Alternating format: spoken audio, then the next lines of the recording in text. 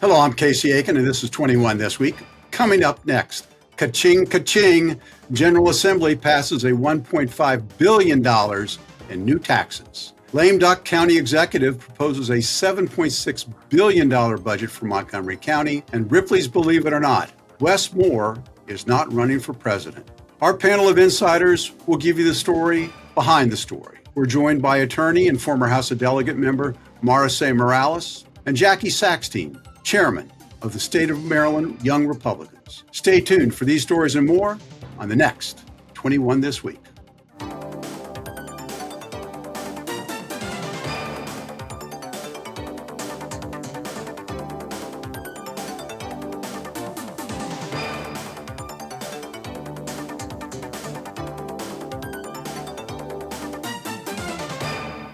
The Maryland General Assembly came to a close on Monday, April 7th.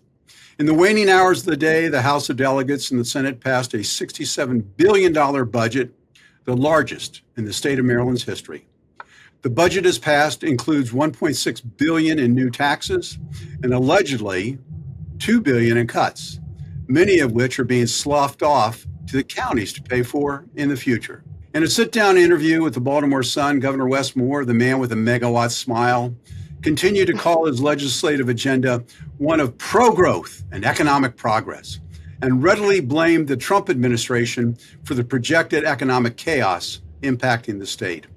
Maricé, you were a member of the House of Delegates during Republican Governor Larry Hogan's first term in office, beginning in 2015.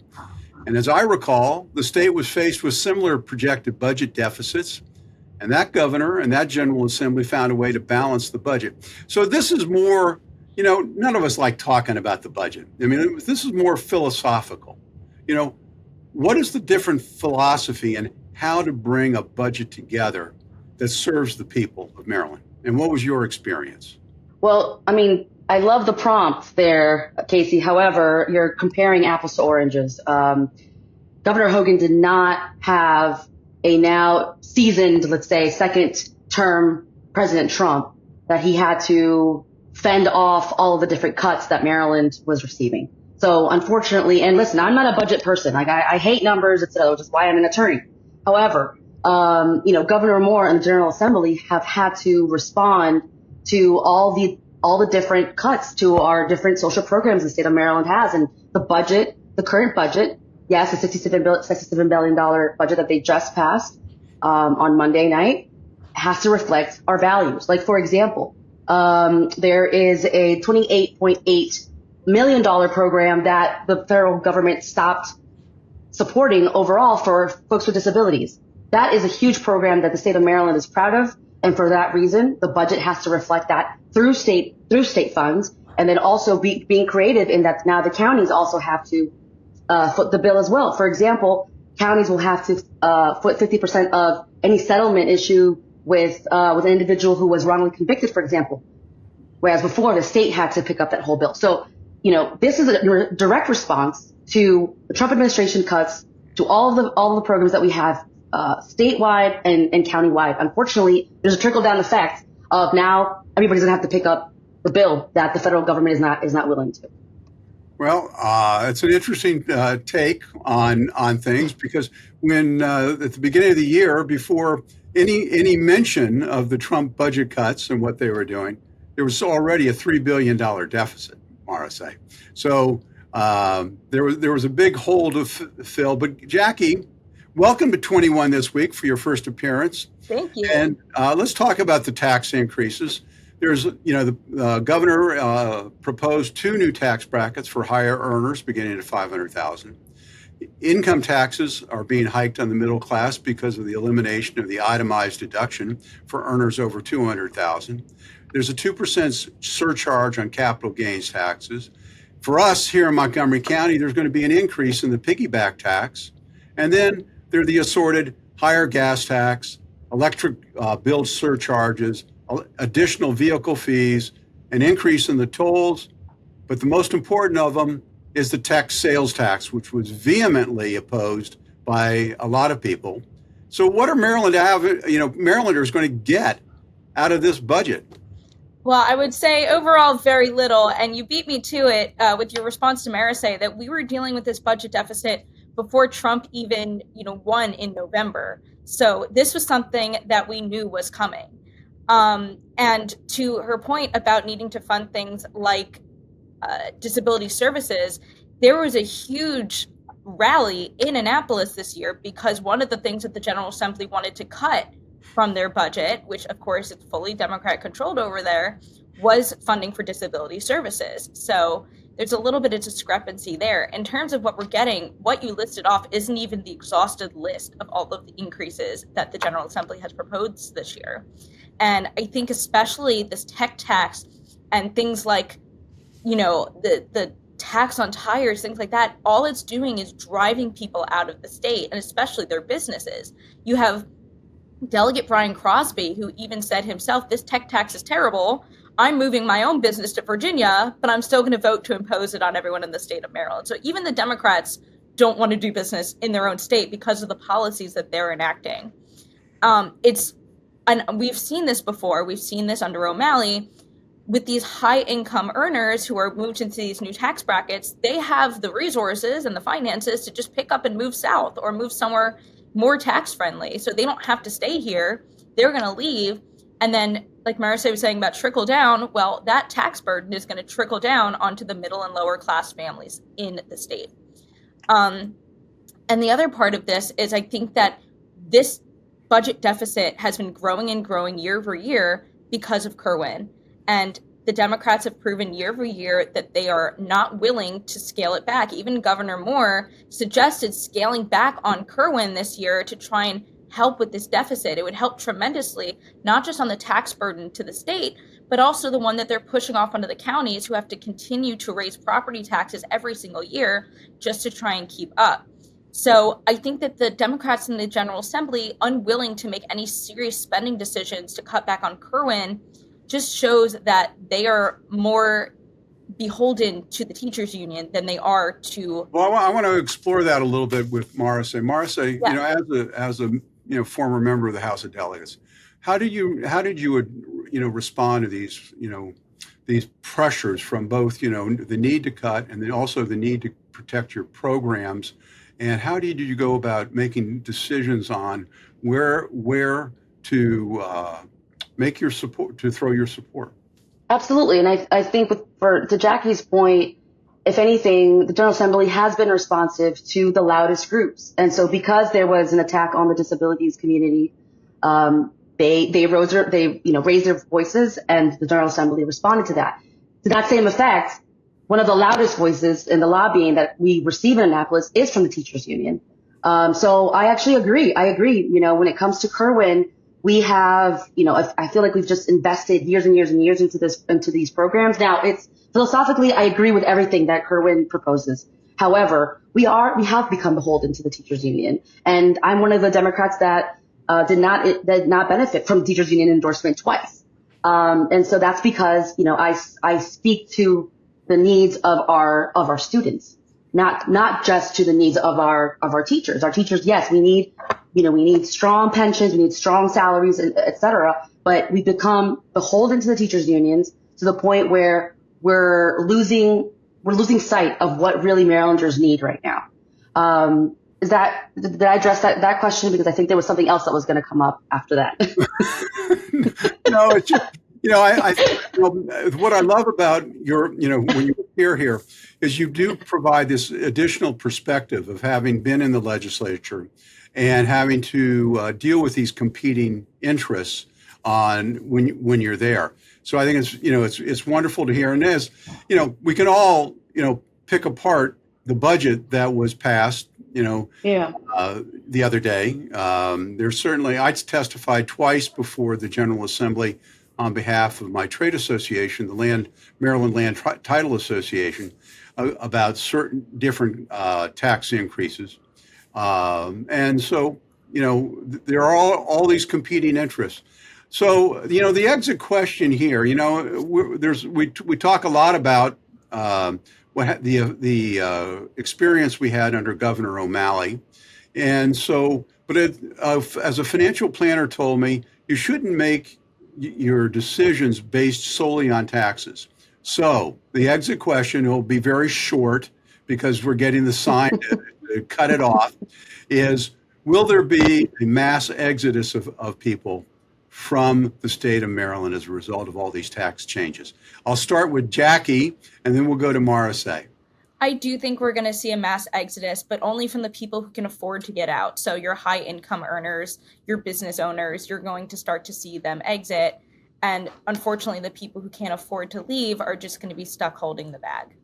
And Maricé. I would say, seeing what happened with the O'Malley administration, we did see an exodus. However, I would say there's going to be exodus of Americans all over the country because of other issues. We have tariffs on top of all the taxes. So with all that, at this point, the state and the counties are just, they're thinking creatively to be able to address all of our programs and to be able to fund the things that are important to us. Well, thank you. Thank you both. I appreciate it. And when we come back from this short break, Lame Duck County Executive Marc Elrich proposes a 7.6% increase in taxes here in Montgomery County. Stay tuned. Jordan knows he shouldn't eat this entire bowl of nachos, but tonight he's earned that right. Because a few hours ago in the middle of happy hour, he recognized a sign. Not from the gods or a bolt of lightning, but from a double heart, a kissy face, and a fourth ha in ha ha ha. That's when Jordan knew he was buzzed. So when it was time to go, he got a ride home instead of driving. Be a legend like Jordan. Recognize your buzzed warning signs and get a ride home. Buzz driving is drunk driving. When I first saw Turtle, my heart was full. Now anything but lonely. We had this deep connection, this heart connection. He just wants to be close to you and part of your life. Every day with Turtle is a perfect day. When I'm holding her, it makes me feel calmer. I think everything he does shows how much he loves us. When we adopt a shelter pet, We discover they're a little bit of a lot of things, But they're all pure love.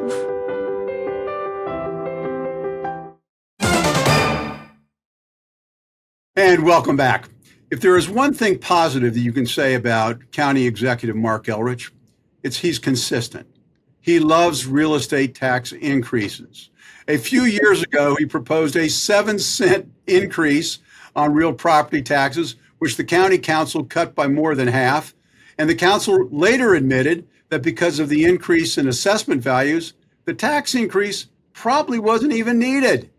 Now this year, it gets even better. Mr. Elrich is seeking an overall 7.6 increase in the county budget, up to $7.7 billion, which is on top of the 5% increase we had the year before. The most significant change, of course, is the 3.5-cent increase in real property taxes. Maricé, even the members of the council are concerned about these increases when there's so much economic uncertainty. Agreed. I think we heard it loud and clear from council members, Dave Albernaz, Lorianne Sales, Dawn Lukey. They were all very concerned about these tax increases. And as a homeowner, for example, this just, as if it passes as recommended, if a $495,000 home would see a $450 property tax increases, that's a home that I own. I'm not $1 million homeowner, but for those who have a $1.2 million home, there'll be an increase of $1,200. These are significant increases. And it comes in a moment where affordable housing is, we lack affordable housing. So at this point, I don't think that what Mark is doing is, well, he's a lame duck executive. So at this point, I think that people like Andrew Friedson, for example, are, I think they're being smart in positioning themselves early on, in opposition to these property tax increases.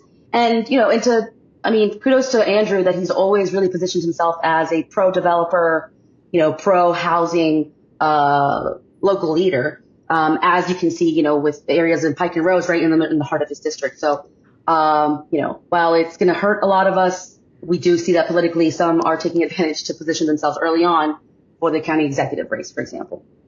Well, it's really interesting because we talked in the last segment about the strength of the unions. I mean, the union strength here in Montgomery County is even probably a little more overwhelming than for the whole state. Jackie, the Republican candidate for county executive in the last election, Reardon Sullivan, has a proposal to cap spending to the increase in the consumer price index. Now, do you think that's the kind of discipline that the council needs superimposed upon them to keep our budget in check? Absolutely. I think at the state level and at the county level, what we see here is we have complete one party rule. So the Democrats don't really feel like they have to take into account the voices, the opinions of the other side, and they can just spend whatever they want because there's no opposition. So I feel like, I call him Sully, I know him personally, but Sully's idea of tying spending and capping it to the CPI is really smart because it's taking into account changes into the cost of living that, of course, as Maricé was saying, are going up and up every single year. And it's a better alternative to just having unlimited taxing and spending with no breaks, no opposition to kind of fight back and say, hey, what are we doing here? So, the beauty of this show and why we've been on the air for almost 30 years is we like to get into the political gossip of things, and especially here in the county. And, in a recent survey of Montgomery County residents, 42% said they feel they're paying too much for services they're receiving. And 11% said, no, go ahead, tax us some more. But I mean, what's the political dynamics at play, Maricé? Are we seeing, kind of a taxpayer revolt that'll result in some political upheaval, either at the county council level or for the county executive, you think? I think this is a phenomenal question, and I was actually going to address this already. We have this fiction of this one party rule where we believe that, because we're all Democrats, that we're all progressive and we're all about spending. But what I found, for example, and I'm more of a left, I would say more progressive than most Democrats that are elected. Because it's one party rule, it's sobering to hear from the public, we may not have opposition party wise, because yes, I agree. We don't have adequate representation of Republican elected officials. I'm a constitutionalist. I believe in fair representation. Let me just say that. But as somebody who has served, the Democratic Party has not been nearly as progressive as somebody as a millennial woman of color, whatever you want to tag me as. The Democratic Party has not done enough. So when it comes to issues that really affect your voters, we are responsive to that. And that's why the General Assembly, for example, and I know the county council, talking about the county council and a survey where, and actually there was one more data point that we missed there, Casey, is that 7% of residents are willing to receive less in their programs in order to see their taxes decrease.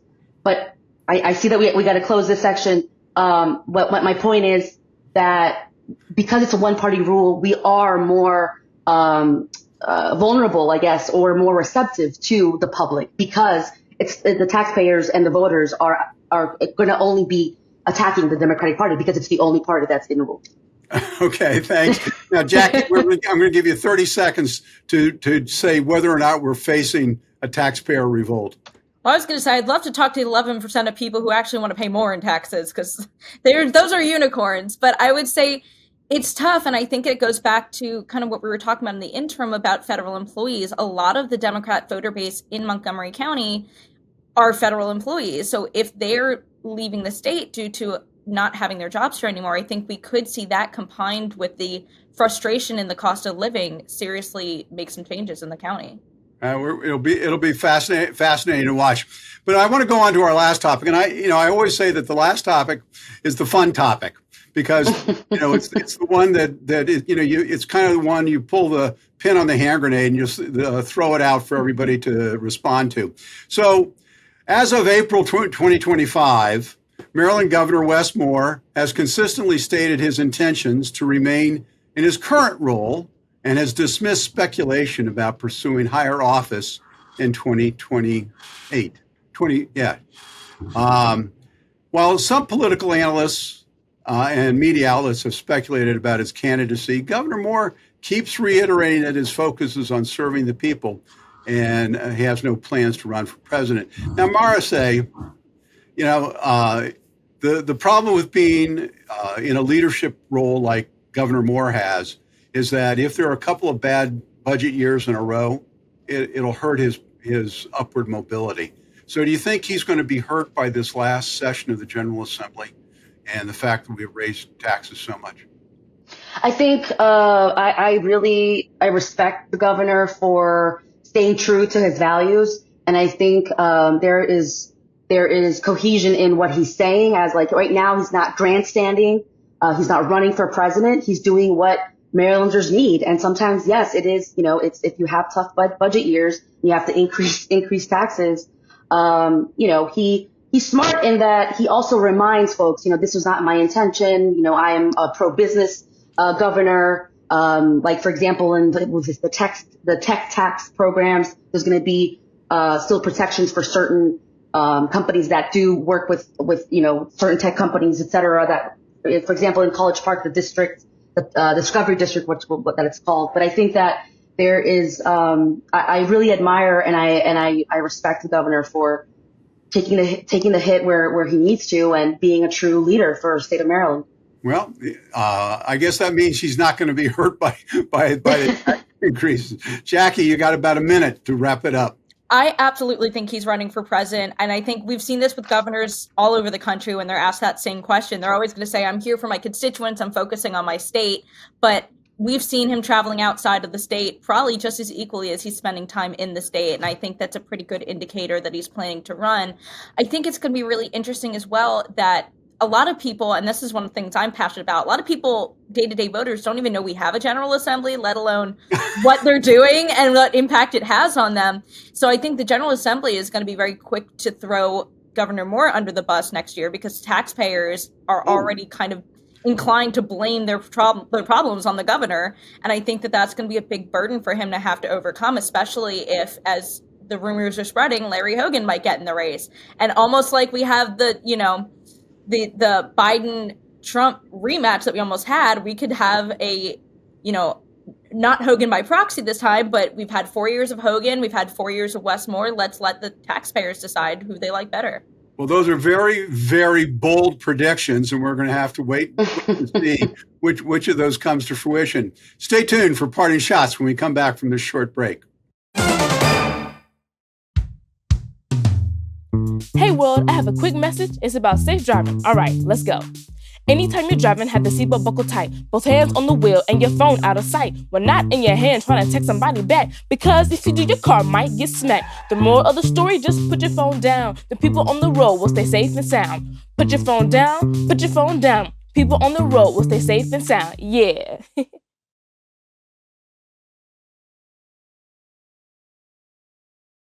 Jordan knows he shouldn't eat this entire bowl of nachos, but tonight he's earned that right because a few hours ago in the middle of happy hour, he recognized a sign, not from the gods or a bolt of lightning, but from a double heart, a kissy face, and a fourth ha in ha ha ha. That's when Jordan knew he was buzzed. So when it was time to go, he got a ride home instead of driving.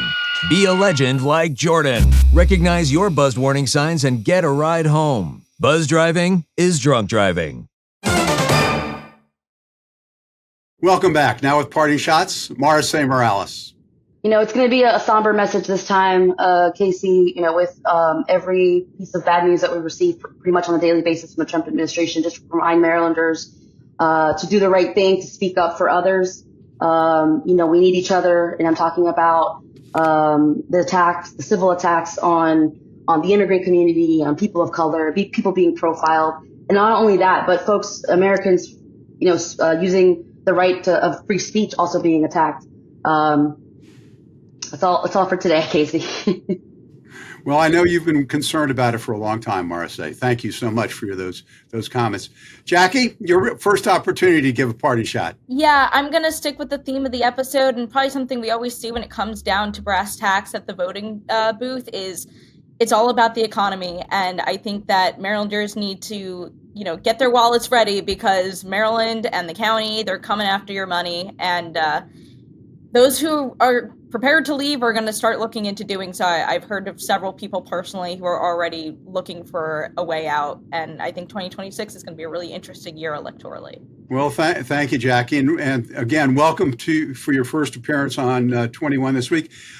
One person who is not going to be appearing on 21 this week again will be Lori Halverson. Lori is getting remarried, and she's moving to North Carolina. We couldn't be more thrilled for Lori, who's been a loyal and regular participant in this talk show for many, many years, and we wish her all the best. And we also wish the audience a wonderful Passover and a wonderful Holy Week, which is coming up next week. We're not on the air during Easter week, but we wish you all the best.